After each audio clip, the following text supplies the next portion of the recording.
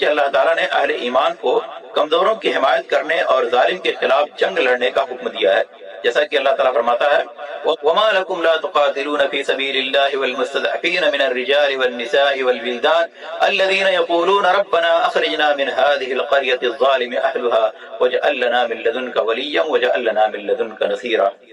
تمہیں کیا ہو گیا ہے کہ اللہ کے راستے میں اور بے بس مردوں، عورتوں اور بچوں کی خاطر لڑتے نہیں، جو کہتے ہیں کہ ہمارے رب ہمیں اس بستی سے نکال دے جس کے رہنے والے ظالم ہیں، اور ہمارے لیے اپنے پاس سے کوئی حمایتی اور مددگار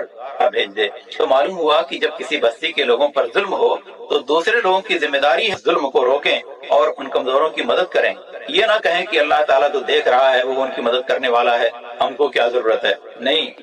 اللہ تو خود کہہ رہا ہے کہ تمہاری ذمہ داری ہے ان کی مدد کرنے کی، کیونکہ زمین میں تم کو خلافت ملی ہے، ذمہ داریاں دی گئی ہیں۔ صرف اپنا خیال رکھنا ہی کافی نہیں ہے، بلکہ دوسروں کا خیال رکھنا بھی ضروری ہے۔